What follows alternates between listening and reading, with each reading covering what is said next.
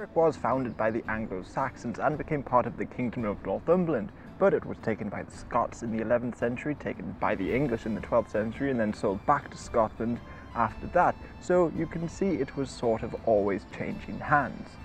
Scottish rule, the town flourished and was called the Alexandria of the North by William Eddington, a medieval chronicler. Now this is largely because it became a sort of trading hub and had trading links with the Hanseatic League and Belgium and the likes.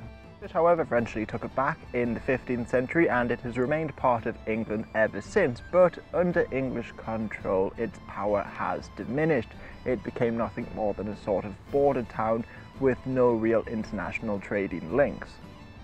Its position in England is a little bit complicated, and that's because it wasn't brought into the county of Northumberland until the 19th century, so it's hard to say that it was fully under English control, or at least legally under English control.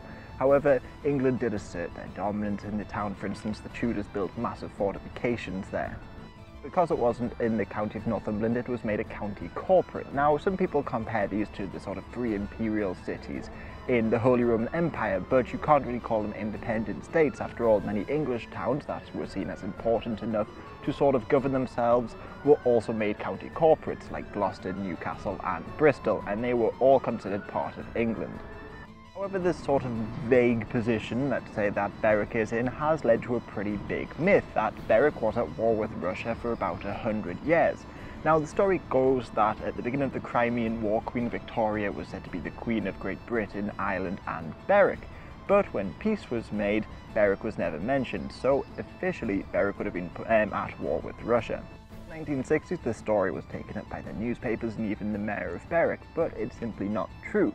And that's because in the 18th century, the Wales and Berwick Act made any time England was mentioned officially, it would also include Wales and Berwick. Now this had also pretty much been the case for about 100 years, but the Wales and Berwick Act, just made it law.